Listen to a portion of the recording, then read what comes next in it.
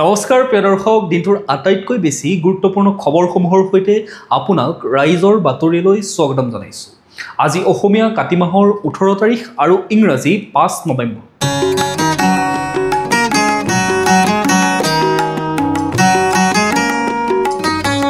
এতিয়া আহিছোঁ আমি প্ৰথমটো খবৰলৈ। ৰাষ্ট্ৰীয় দল এৰি আঞ্চলিক দললৈ প্ৰাক্তন কেন্দ্ৰীয় মন্ত্ৰী তথা বিজেপি নেতা ৰাজেন গোহাঁই। বিজেপিৰে সম্পৰ্ক ছেট কৰি আঞ্চলিক দললৈ মন মেলিছে জ্যেষ্ঠ বিজেপি নেতা তথা প্ৰাক্তন কেন্দ্ৰীয় মন্ত্ৰী ৰাজেন গোহাঁইয়ে।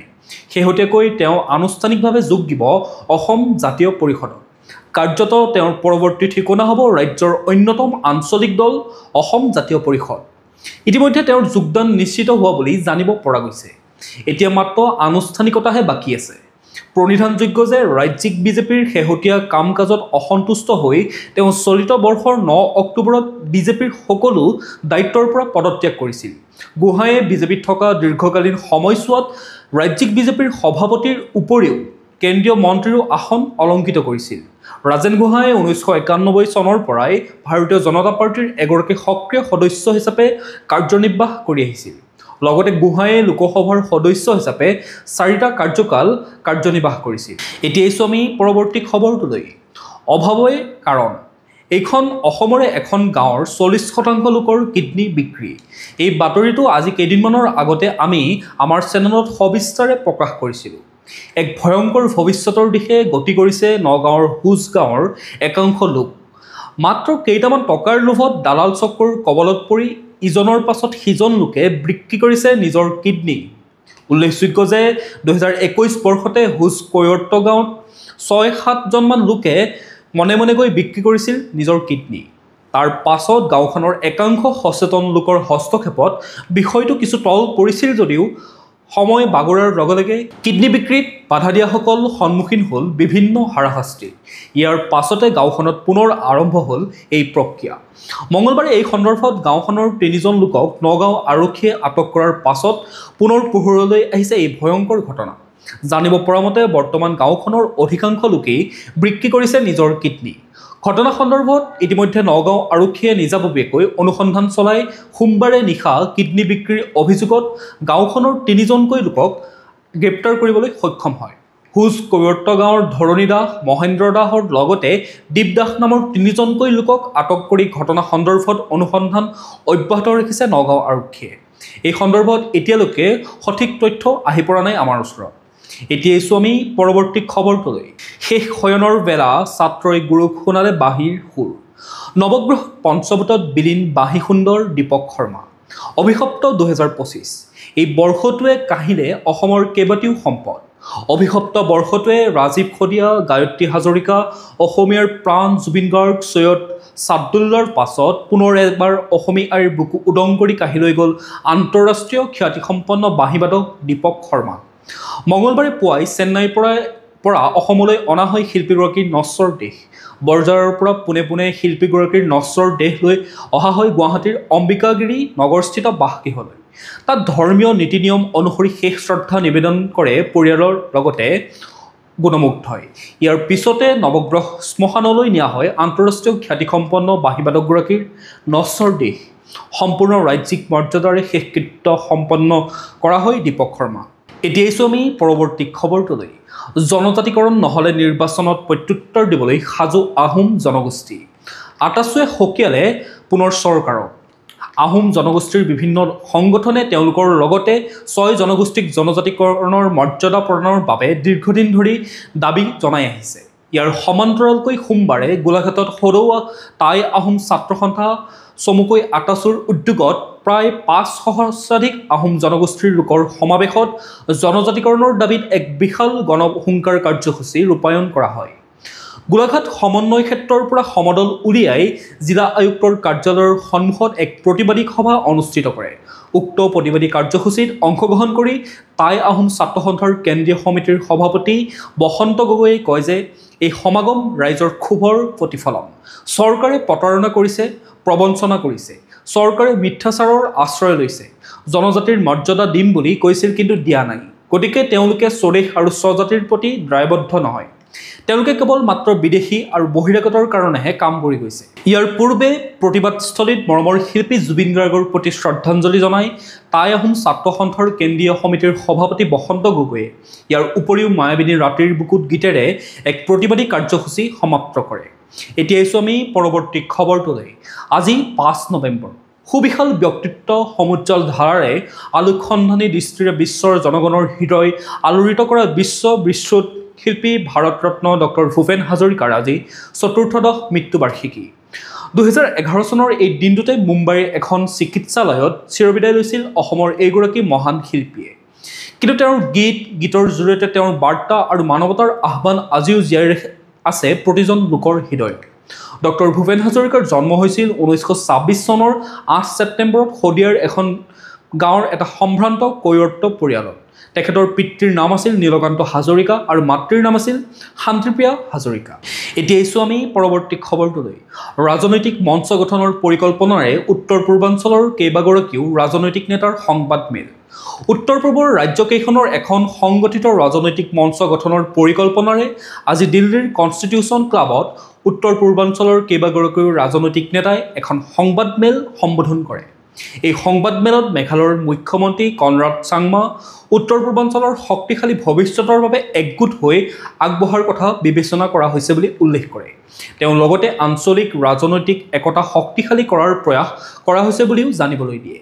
এই সংবাদমেলত ত্ৰিপুৰা মুঠাৰ অধ্যক্ষ প্ৰদ্যুৎ বিক্ৰম মাণিক্য দেৱবৰ্মাই উত্তৰ পূৰ্বাঞ্চলৰ সকলো ৰাজনৈতিক শক্তি একগোট হৈ সমস্যাবোৰ উপস্থাপন কৰিলে ই ফলপ্ৰসূ হ'ব বুলি মত প্ৰকাশ কৰে আৰু আজিৰ এই বৈঠক এই ক্ষেত্ৰত এটা আৰম্ভণি বুলি তেওঁ মন্তব্য প্ৰদান কৰে।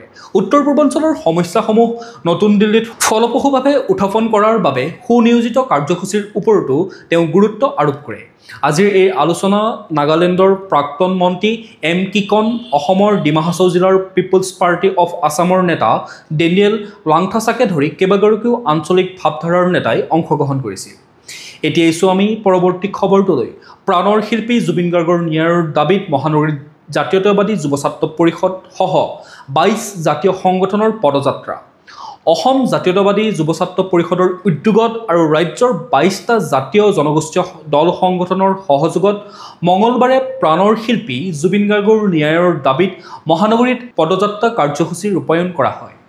খানাপাৰাৰ পশু চিকিৎসা মহাবিদ্যালয়ৰ খেলপথাৰৰ সমীপৰ ৱাকিং জ'নৰ পৰা বেলতলা উচ্চ মাধ্যমিক বিদ্যালয়ৰ খেলপথাৰলৈ ৰূপায়ণ কৰা হয় পদযাত্ৰা কাৰ্যসূচী। জাতীয় জনগোষ্ঠীয় দল সংগঠনসমূহৰ নেতৃত্বই অসমৰ হিয়াৰ আমঠু জুবিন গাৰ্গৰ অস্বাভাৱিক মৃত্যুৰ ৰহস্য ফাদিল তথা ন্যায়ৰ দাবী তোলা হয়। আগন্তুক দিনত ন্যায়ালয় আৰু SITৰ এই ক্ষেত্ৰত ল'বলগীয়া পদক্ষেপত ৰাইজৰ দৃষ্টি নিবদ্ধ থাকিব বুলি ৰাজ্য চৰকাৰক সকীয়াই দিয়ে জাতীয়তাবাদী যুৱ ছাত্ৰ পৰিষদৰ সভাপতি পলাশ চাংমাই সহ জাতীয় সংগঠনৰ নেতৃবৰ্গই। এতিয়া আহিছোঁ আমি পৰৱৰ্তী খবৰটোলৈ। বিশ্বজয়ী ক্ৰিকেটাৰ উমা চেত্ৰীক বিশেষ সম্বৰ্ধনা জনাব ৰাজ্য চৰকাৰে। অসমৰ প্ৰথম বিশ্বকাপ জয়ী ক্ৰিকেটাৰ ৰূপে ইতিহাস ৰচনা কৰিলে উমা চেত্ৰীয়ে।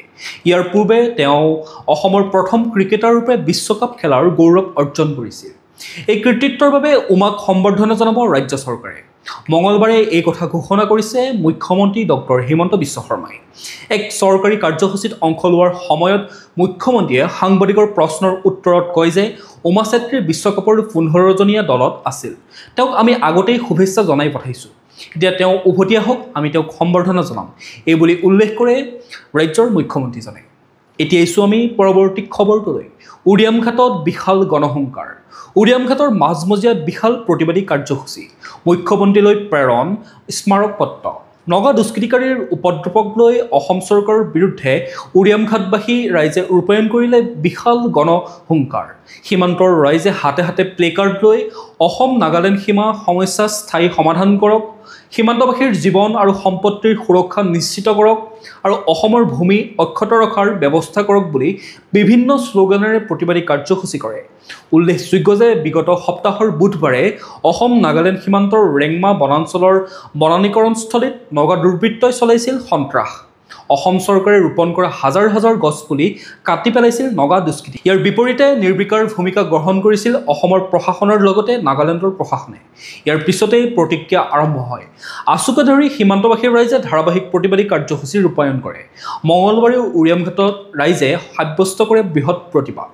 এতিয়া আছোঁ আমি পৰৱৰ্তী খবৰটোলৈ। জনতাৰ শিল্পী জুবিন গাৰ্গৰ ছিংগাপুৰত ৰহস্যজনক মৃত্যুৰ ঘটনাৰ তদন্তৰ বাবে গঠিত ন্যায়াধীশ সমৃদ্ধ শইকীয়াৰ এজনীয়া ন্যায়িক আয়োগে আজি দ্বিতীয় দিনা দুগৰাকী ব্যক্তিৰ লিখিত তথ্য গ্ৰহণ কৰে। গুৱাহাটীৰ চানমাৰীৰ খাদী আৰু গ্ৰামোদ্যোগ বিভাগৰ চৌহদত এই আয়োগৰ সাক্ষ্য গ্ৰহণৰ ব্যৱস্থা কৰা হৈছে। প্ৰাক্তন কংগ্ৰেছ নেতা দুলু আহমেদ আৰু ব্যৱসায়ী তথা চলচ্চিত্ৰ প্ৰযোজক লুইত কুমাৰ বৰ্মনে আজি জুবিন গাৰ্গৰ মৃত্যুৰ ঘটনাৰ সন্দৰ্ভত লিখিত তথ্য শপতনামা ৰূপত আয়োগক প্ৰদান কৰে। উল্লেখযোগ্য যে প্ৰাক্তন কংগ্ৰেছ নেতা দুলু আহমেদে শিল্পীগৰাকীৰ মৃত্যুৰ ঘটনা সন্দৰ্ভত ছিংগাপুৰলৈ গৈ এজাহাৰ দাখিল কৰিছিল। এইখিনিতে এটা কথা উল্লেখ কৰা প্ৰয়োজন যে ন্যায়াধীশ সমৃদ্ধ শইকীয়াৰ এজনীয়া আয়োগে আৰম্ভ কৰিছে তদন্ত। ৩ নৱেম্বৰৰ পৰা ২১ নৱেম্বৰলৈ আয়োগত দিব পাৰিব জবানবন্দী। চানমাৰীৰ খাদী আৰু গ্ৰামোদ্যোগ বিভাগৰ চৌহদত গ্ৰহণ কৰিব জবানবন্দী। পুৱা 10:30 বজাৰ পৰা বিয়লি 4 বজালৈ গ্ৰহণ কৰিব জবানবন্দী। এতিয়া আছোঁ আমি পৰৱৰ্তী খবৰটোলৈ। কানাই বাঁহীৰ পঞ্চম সুৰত বিলীন হ'ব ৰাজ্য। ৰাজ্যৰ বিভিন্ন প্ৰান্তত শ্ৰীকৃষ্ণৰ ৰাস মহোৎসৱৰ আজি আৰম্ভ হ'ব। সত্ৰ সংস্কৃতিৰ প্ৰাণকেন্দ্ৰ মাজুলী, লখিমপুৰ, ধেমাজি আৰু নামনি অসমৰ হাউলি, পলাশবাৰী, টিহু, নলবাৰী, পাঠশালা, পাটাৰকুছি, তামুলপুৰ, নগাঁও, মৰিগাঁওকে ধৰি বিভিন্ন ঠাইত ৰাস উৎসৱৰ আয়োজন কৰা হৈছে। যোৱা এমাহজোৰা আখৰাৰ পাছত শিল্পী কলা কুশলীসকলে ৰাস মহোৎসৱৰ শ শ বছৰীয়া পৰম্পৰা পালনৰ বাবে সাজু হৈছে। মাজুলীৰ ৬৭খন ৰাস মহোৎসৱৰ কেইবাখনো আজিৰ পৰা ৩দিনীয়া কাৰ্যসূচীৰে অনুষ্ঠিত হৈছে। জিলাখনৰ উত্তৰ কমলাবাৰী সত্ৰত ৩৫২ বছৰীয়া পৰম্পৰা অক্ষুণ্ণ ৰাখি ৰাস মহোৎসৱৰ আয়োজন কৰা হৈছে। মহাপুৰুষ শংকৰদেৱৰ অমৰ সৃষ্টি কেলিগোপাল নাটৰ আধাৰত ব্ৰজৱলী ভাষাত আজি, কাইলৈ আৰু পৰহিলৈ কমলাকান্ত আটাক্ষেত্ৰত ৰাস অনুষ্ঠিত হ'ব। আউনীআটী সত্ৰ, চামগুৰি, বেঙেনা আদিকে ধৰি প্ৰায়বোৰ সত্ৰতে শ্ৰীকৃষ্ণৰ ৰাসলীলা উদযাপন কৰা হ'ব। নলবাৰীৰ শ্ৰী শ্ৰী হৰি মন্দিৰত কাইলৈৰ পৰা ১৩ দিনীয়া বৰ্ণাঢ্য কাৰ্যসূচীৰে ৰাস মহোৎসৱৰ আয়োজন কৰা হৈছে। উদ্বোধনী অনুষ্ঠানত মুখ্যমন্ত্ৰী ডক্টৰ হিমন্ত বিশ্ব শৰ্মা মুখ্য অতিথি হিচাপে উপস্থিত থকাৰ কথা। ৯৮ সংখ্যক বৰ্ষৰ বাবে আয়োজন কৰা হাউলিৰ ৰাস মহোৎসৱত এইবাৰ সুধাকণ্ঠ ভূপেন হাজৰিকা আৰু জুবিন গাৰ্গৰ প্ৰতি বিশেষ শ্ৰদ্ধাঞ্জলি নিবেদন কৰা হৈছে। বিশ্বনাথতো সোণালী জয়ন্তী বৰ্ষ বিশ্বনাথ ঘাট সাৰ্বজনীন ৰাস সমিতিৰ ৰাস মহোৎসৱৰ আয়োজন কৰা হৈছে। এতিয়া আছোঁ আমি পৰৱৰ্তী খবৰটোলৈ। সীমান্তৰ উৰিয়ামঘাট চেতিয়া গাঁৱত গড়ৰ খৰ্গ উদ্ধাৰ, ২জনক আটক। গোলাঘাট জিলাৰ অসম নাগালেণ্ড সীমান্তৰ বি ছেক্টৰ চেতিয়া গাঁৱত উদ্ধাৰ হয় এটা গড়ৰ খৰ্গ। চেতিয়া গাঁৱৰ CRPF কেম্পৰ সমীপৰ মজিবুৰ ৰহমানৰ ঘৰৰ পৰা উদ্ধাৰ হয় খৰ্গটো। মঙলবাৰে পুৱা গোপন খবৰৰ ভিত্তিত উক্ত স্থানত উৰিয়ামঘাট থানাৰ ভাৰপ্ৰাপ্ত আৰক্ষী বিষয়া অলংকাৰ বৰা আৰু চেতিয়া গাঁৱৰ কেম্পৰ CRPFৰ সহযোগত চলিছিল এই অভিযান। অভিযানত প্ৰায় ১ কেজি ২৭৫ গ্ৰাম ওজনৰ এটা গড়ৰ খৰ্গ আৰু ২জন লোকক আৰক্ষীয়ে আটক কৰে। আটক হোৱা লোক দুজনৰ নাম হৈছে মজিবুৰ ৰহমান, পিতা আব্দুল ছালাম, ঘৰ উৰিয়ামঘাট চেতিয়া গাঁও, আৰু মজিবুৰ ৰহমান, পিতা আব্দুল ৰুজাক, ঘৰ নগাঁৱত বুলি জানিব পৰা গৈছে। খবৰ অনুসৰি নগাঁৱৰ পৰা মজিবুৰ ৰহমানে এজন নগাক খৰ্গটো বিক্ৰী কৰিবলৈ নিছিল। অধিক তথ্যৰ বাবে উৰিয়ামঘাট আৰক্ষীয়ে দুয়োজনকে সোধা পোছা ইতিমধ্যে অব্যাহত ৰাখিছে। এতিয়া আছোঁ আমি পৰৱৰ্তী খবৰটোলৈ। অহা ২৫ নৱেম্বৰৰ পৰা অসম বিধানসভাৰ শীতকালীন অধিৱেশন আৰম্ভ। অসম বিধানসভাৰ শীতকালীন অধিৱেশন অহা ২৫ নৱেম্বৰৰ পৰা দিছপুৰত আৰম্ভ হ'ব। অহা ২৯ নৱেম্বৰলৈ চলিবলগীয়া এই অধিৱেশনত মুঠ ৫টা কৰ্মদিন থাকিব। অধিৱেশনৰ আৰম্ভণিৰ দিনা বিগত অধিৱেশনৰ পৰৱৰ্তীকালত দেহাৱসান ঘটা প্ৰাক্তন সদস্য আৰু ৰাজ্য আৰু দেশৰ বিশিষ্ট ব্যক্তিসকলৰ স্মৃতিত শ্ৰদ্ধা তৰ্পণ কৰা হ'ব। সেইদিনাই অধ্যক্ষ বিশ্বজিৎ দৈমৰীয়ে শীতকালীন অধিৱেশনৰ বাবে কাৰ্যসূচী উপদেষ্টা সমিতিৰ প্ৰতিবেদন দাখিল কৰিব। ২৮ নৱেম্বৰৰ দিনটো ব্যক্তিগত সদস্যৰ কাৰ্যক্ৰমণিকাৰ বাবে ৰখা হৈছে। অধিৱেশনৰ কেওটা দিনতে প্ৰশ্নোত্তৰ কাল থাকিব। অসম মন্ত্ৰীসভাই লোৱা সিদ্ধান্ত অনুসৰি ১৯৮৩ চনৰ নেলীত সংঘটিত গণহত্যাৰ তদন্ত কৰা ত্ৰিভুৱন প্ৰসাদ তিৱাৰী আয়োগৰ প্ৰতিবেদন এইবাৰৰ অধিৱেশনত দাখিল কৰা হ'ব। তদুপৰি প্ৰাণৰ শিল্পী জুবিন গাৰ্গৰ ৰহস্যজনক মৃত্যুৰ প্ৰসংগ, ৬ জনগোষ্ঠীৰ জনজাতিকৰণ আৰু সাংসদ গৌৰৱ গগৈ আৰু তেওঁৰ পৰিয়ালৰ পাকিস্তান সংযোগ বিষয়ক প্ৰসংগই এইবাৰ অধিৱেশনত বিশেষ গুৰুত্ব লাভ কৰাৰ সম্ভাৱনা আছে। এতিয়া আহিছোঁ আমি পৰৱৰ্তী খবৰটোলৈ। কালি সন্ধিয়া নতুন দিল্লীত প্ৰধানমন্ত্ৰী শ্ৰী মোদীক সাক্ষাৎ কৰে মুখ্যমন্ত্ৰী হিমন্ত বিশ্ব শৰ্মাই। সামাজিক মাধ্যমত এই কথা সদৰি কৰি মুখ্যমন্ত্ৰীজনে কয় যে সাক্ষাৎকালত আমি তেখেতক দুটাকৈ যুগান্তকাৰী প্ৰকল্পৰ অসমবাসীলৈ উৎসৰ্গাৰ বিশেষ অনুষ্ঠানৰ বাবে আমন্ত্ৰণ জনাবলৈ পাই আহ্লাদিত হৈছোঁ।